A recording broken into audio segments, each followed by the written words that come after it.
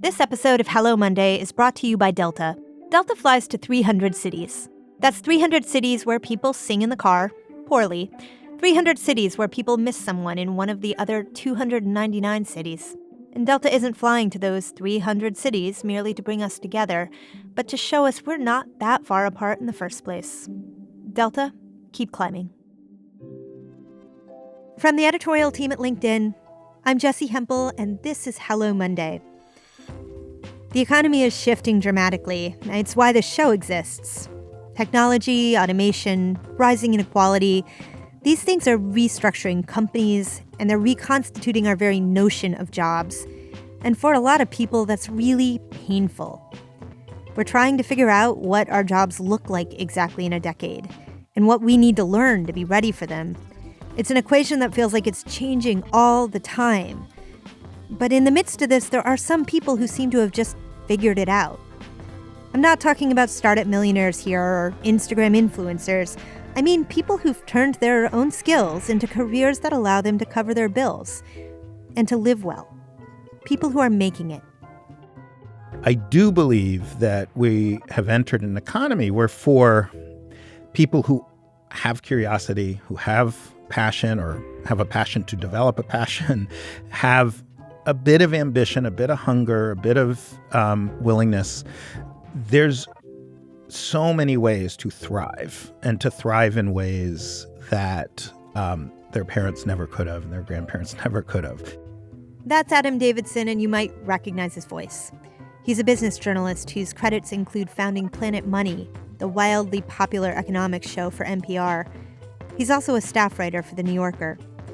And throughout his career, he's covered a lot of crises, from the aftermath of the earthquake in Haiti to the financial crisis back in 2008. And along the way, he's met a number of these people, the ones who figured out something about how this new economy works. He's collected these stories and put them in a book called The Passion Economy: The New Rules for Thriving in the 21st Century. This episode, Adam explains how we got here. And he shares what he's learned about how to make a career, any career, work in the future. Here's Adam. So Adam, as you were going through this journey of reporting on the economy, you learned a lot about how people make it, how people forge successful careers, how that's changing. And of course, you experienced a lot of what I experience when I'm talking to job seekers, which is the anxiety of the unease that comes with the fact that there's a lot of change. Technology is changing things. Structurally, something is different than the economy that our parents came into. And through all of that anxiety and unease, you landed on a number of people who seem to be just elegantly figuring something out and succeeding. And that's what your book's about, right? That is what my book's about. I mean, if you look at, I was at NPR for many years, then I was at the New York Times Magazine, now I'm a writer for The New Yorker, and 90-something% of what I wrote is grim, dark stuff. I covered the financial crisis, and, for those of us covering it on the front lines, I think we understand we truly came to the brink. I mean, the collapse of our civilization. I mean, there was a few weeks there in September, October 2008, where it was not unreasonable to imagine and very calm, very boring economics professors who've never said anything sensational in their lives were talking seriously about the fundamental collapse of thousands of years of civilization. That was a real on-the-table thing. And I covered the financial crisis. Then I spent a lot of time in Haiti covering the aftermath of the earthquake and just the embedded decades of corruption and misrule. For a while for NPR, I was covering pretty much every crisis that came up: Hurricane Katrina and the tsunami in Indonesia, and then much of what Planet Money eventually focused on, and much of my work at the New York Times and the New Yorker focused on, was rising inequality, the fact that the U.S. seemed to have had a machinery for making most groups better off over the course of their lifespan, and that had broken. And so much of my life was in very grim areas and real. I mean, those are all very real issues. Along the way, I kept finding these people, at first just totally accidentally. I'd just kind of be interviewing someone and they say, hey, do you know this person? You should meet this person. They've kind of figured it out. And eventually it became a project. I was collecting these people that I eventually came to call the passion economy folks, who I came to realize had intuited on their own that the very forces that were causing so much distress, global trade, automation, outsourcing, also offered incredible opportunity for certain kinds of people. And that, yes, there is a dark and pessimistic story. And certainly I don't want to come across as, hey, everything's great, everyone's going to be great. I don't think that's true. But I do believe that we have entered an economy where for people who have curiosity, who have passion or have a passion to develop a passion, have a bit of ambition, a bit of hunger, a bit of willingness, there's so many ways to thrive, and to thrive in ways that their parents never could have and their grandparents never could have. I don't think it's easy. I don't think it's available to everybody. I think you need a certain level of education, a certain level of sort of probably just intelligence and kind of ambition and stick-to-itiveness. But I think it's available to a lot more people than realize it's available to them. And that was the idea of the book, to tell people, hey, it's actually, there's something wonderful happening amidst the chaos. Well, and give me an example of just one of the people who has landed a successful life from your book. Sure. So there's a guy named Lance Chaney who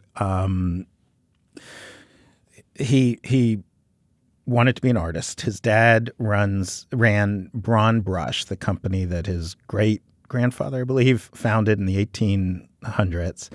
And it was a really boring commodity brush maker. They particularly focused on brushes for the food industry. So pizza oven brushes, which is a special kind of, it has to be really sharp and metallic to wipe down a pizza oven, but you don't want the bristles to fall off because you don't want these metal bristles to be in people's pizza. So it's like a technical thing, but it's kind of boring. And then China came along and just started selling all their brushes for much cheaper than they could make them. And like so many American manufacturers, they were facing utter devastation.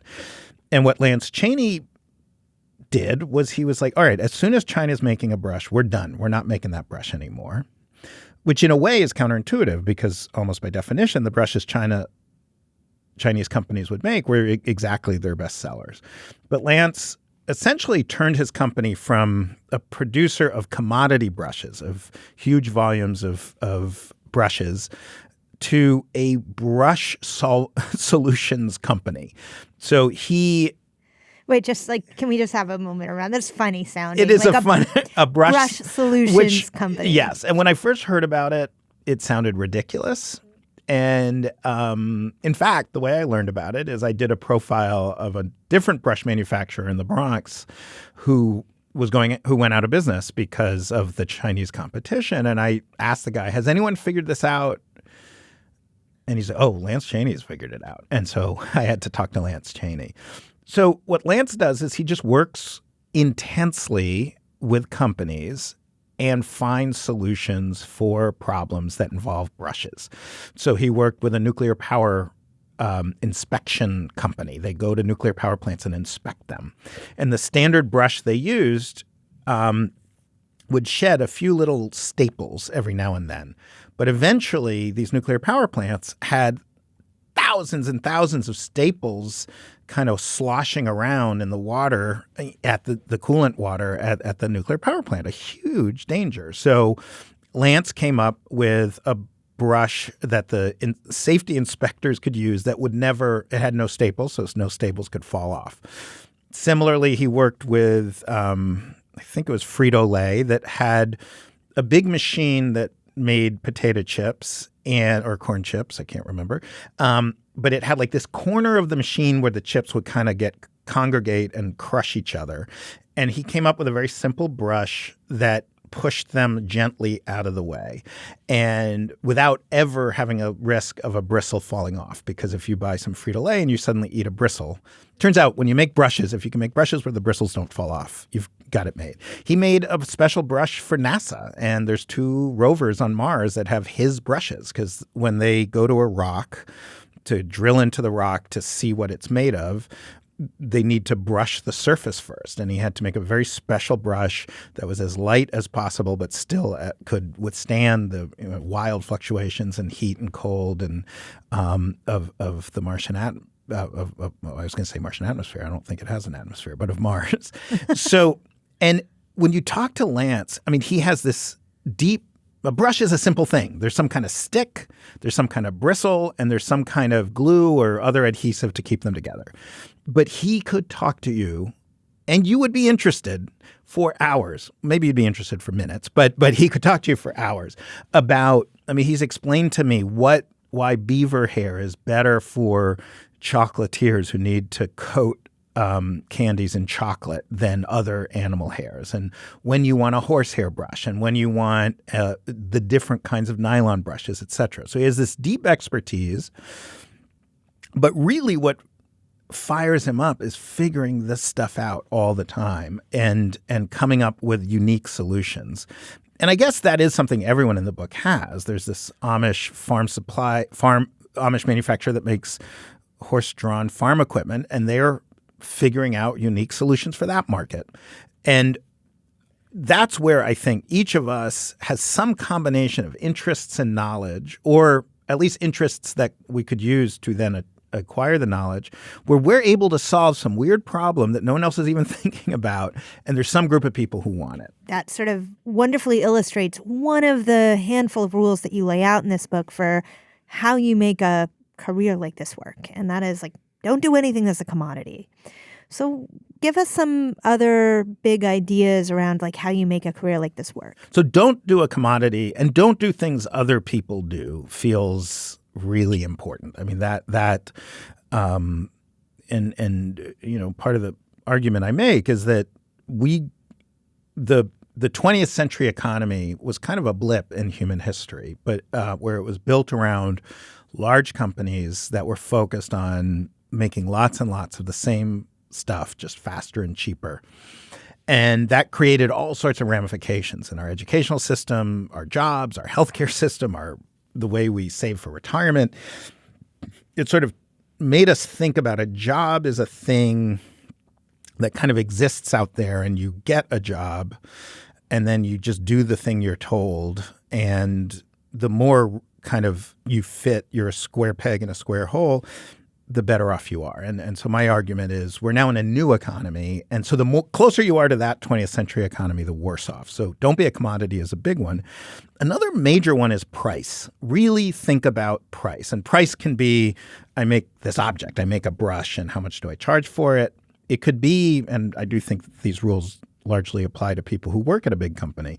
What is your salary? What if you provide a service, how do you charge for your service? I go to enormous length in here talking about why creative professionals and service providers like accountants and lawyers shouldn't charge by the hour. That's a terrible way. You should charge. Your price should be rooted in the value your consumer gets from what you do. Standard pricing, the most typical pricing, is what cost plus. You make a brush, it costs you $5 of raw material. It costs, it takes $1 worth of time. So the cost all in is $6 plus shipping and stuff. Let's call it $10. So I'm going to charge $20. But if you're making a tool that stops a nuclear power plant from having a risk of explosion, the value of that is not $20. The value of that is thousands of dollars. And so understanding how to price based on value rather than price based on cost, to me, is one of the most important. And it gets profound, but it seems at first like kind of a boring afterthought. We're taking a quick pause here.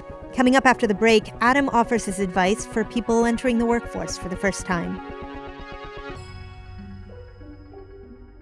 This episode of Hello Monday is brought to you by Delta. Delta flies to 300 cities around the world. That's 300 cities, where everyone does the same things you do. That's 300 cities, where the people in those 300 cities think they're the only ones who know about that one really great place.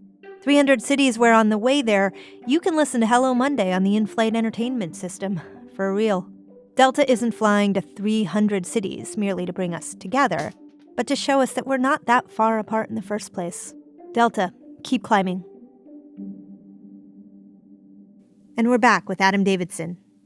As I was thinking about the various people that you profiled, ultimately there didn't seem to be a lot in common between them around the things that they had discovered each on their own. And I came away thinking, yes, all the rules that you lay out apply to them, but I came away thinking, holy heck, this is hard. Like, this is, the thing about the 20th century is that you graduated and you got a job at IBM and you followed the big book of rules you got at the beginning of that job, and then you knew what linear success looked like. And this is the opposite of that. Yeah, although, yes, that is true. Part of that is that I do think we're at the dawn of a new economy. So I think of, my family were a bunch of farmers in the Plymouth, Massachusetts area until the late 1800s. And then it just was no longer a way to make a living. So like so many American families, they moved to central Massachusetts, which now is barely any distance at all, but at the time was a massive shift, and became factory workers. And to them, this felt like death. This felt terrifying. They went from a world where all the family lived very close together, where the work you were doing was work that your great-great-great-grandparents had done. It was tied into your church and your values, and then suddenly young women are living on their own and going to dance halls, and siblings are living far apart and don't know each other. It was chaos. It was confusing. It was terrifying. And factories did take terrible advantage of people, obviously, and working conditions could be awful. And it was confusing. It was terrifying. There was a period of real dislocation. And then it took a while. So, in the late 1800s, getting a high school degree was a rare thing. Something like 10% of Americans had a high school degree. So it wasn't like we had to build the public school system. We had to eliminate child labor laws. It wasn't until 1938 that America eliminated child labor laws across the nation, which to me seems very late. The union battles, the 5-day work week, the 8-hour workday, the very idea of a career, that's a modern invention, arguably invented by the DuPont Corporation in the 1910s. And the idea that college is not just this obscure thing for ministers, it's a general purpose thing for anyone who wants to be successful. Those are all things that came about in the early 20th century. So I think we're in a period like that. That's my claim, that we've entered a new economy and we don't yet have the structures, the systems in place to guide us well. But that hopefully those will come in time. It's not a guarantee. A lot of people have to work really hard to build the structures the last time, and they don't always happen right. But that there were people in 1890 and 1900 and 1905 who saw what was coming, who intuited what was coming, and who were able to build stability at a time when so many people saw only chaos. And that's what I see as these people. None of these people are theoreticians. These aren't like academics who came up with a total theory of the world. They solved their own problem. I'm the one who came along and said, oh, you and you and you are doing something similar. And let me try. And so at my most pretentious, if I feel embarrassed saying something like this, but, the one purpose of this book is it's one small step towards developing a language, a way of thinking about these new rules, this new system, so that more people can understand how to get ahead. So, Adam, I want you to consider two people and think about the guidance that your book might offer them. The first person, somebody just coming into the workforce the first time. Maybe they have a college degree. Maybe they're contemplating whether to get it. What advice do you have? So I think my biggest advice is that the precious resource is a understanding yourself, understanding what things drive you enough that you could devote hours a week for years and years and years to doing. So, I was lucky enough to find that in journalism, where I was willing to it seemed perfectly fine to me that, there's skills and abilities that'll take me decades to learn, and I'm willing to put the time in. And because I think this idea of a passion, of some internal driving force, is a necessary precondition. But for most people, it's not obvious right away. So I think in a weird way, it's kind of that recognizing that that's the core purpose, more than getting a master's degree or a PhD, more than achieving a particular career path, that if you want this life, if you want the life I'm describing, getting that is work, and is like whatever else you're doing to make a living, whatever job you have, just paying attention to what turns you on, what do you hate, what do you seem a little bit better than others at, what do you seem way worse than others at, and seeing that as like that's a multi-year goal. Some of the people in this book didn't find their passion until well into their 30s or 40s. Which sets us up for the second person I want you to think about a second. Somebody who's been at a job that they're meh about for maybe a decade and a half, and maybe they were laid off, maybe they're choosing to do something else. What advice do you have for them? So the hardest conversations I have is someone with acute financial need and who wants the passion economy, because I don't want to give the wrong impression that there are people where it somehow all comes together all at once, and it really in a very short period of time happens. But there are other people where it takes a while to figure it out for yourself. It takes a while to refine your story, and then it takes a while to communicate that story, find the right audience. And to me, the single biggest barrier to stepping into the passion economy really is something in the insecurity, fear area that that seems to be an independent force of your actual financial condition. Because I notice some people genuinely do have financial fears, but a lot of people who come to me, they're okay financially. They could take a year to try something, but they're just terrified. And that is the part that I struggle with personally. I think the kind of, if we can say the coward's way. By the way, I've been a coward. I've worked for big entities. I just went out on my own like 6 months ago. So I should talk. I mean, I'm almost 50, and I've spent most of my career working at big institutions where I got a steady paycheck. But what I did do is I found institutions that supported the passion I had and were places where I could develop that passion. So I do think that it is unacceptable now, or it's just incredibly unwise to keep a job where you feel that your passion is being stifled rather than a place where you can develop that passion. I would also say that people with jobs in big corporations often misunderstand or undervalue how much entrepreneurship and autonomy they could have. I've done that at Planet Money at NPR. NPR is a very structured, rigorous, frankly, bureaucratic organization. And I was like, I want to do this other thing that no one else wants me to do. And I just fought for it. And I eventually built allies and senior leadership. And eventually I had to prove it out. It took a long time, but I made it happen. And I have employees now, and I like it when they take that initiative. If you have a company that won't allow that, it makes sense to put yourself in a different context. But yeah, I think the group of people I worry about, if I can just say, the group of people where I talk to and I'm like, oh, I got nothing for you, are people who don't have any particular passion or curiosity and don't particularly want one. I've met people who they want a job they go to, they want a boss to tell them what to do.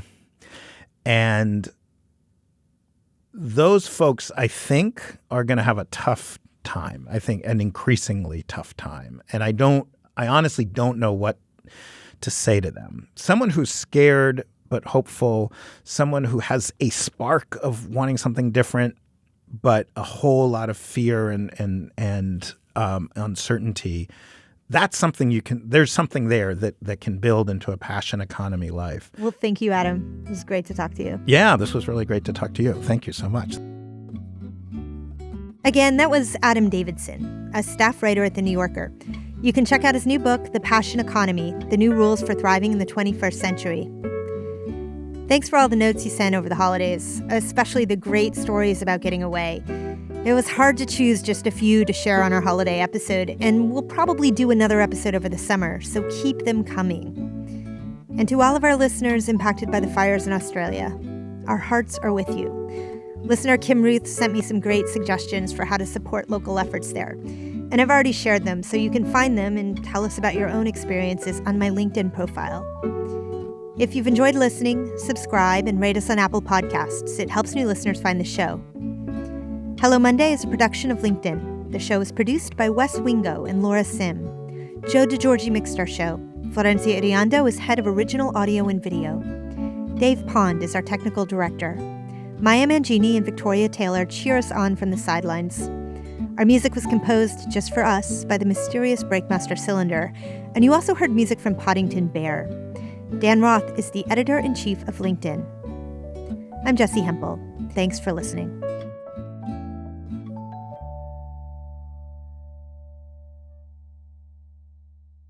Adam, I really did listen to like every Planet Money. Great, yeah.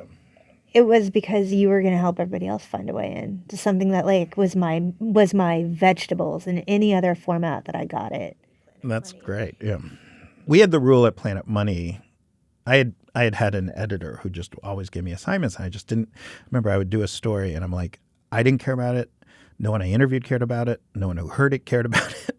And so I had this strict rule at Planet Money. Everyone has to actually want to do the story they're doing. Like no one. But then there were times like the European crisis where I'd say to the team, like, all right, no one has to do a story they don't care about, but someone better start caring about this because we need. So find a way in. Someone better find a way in.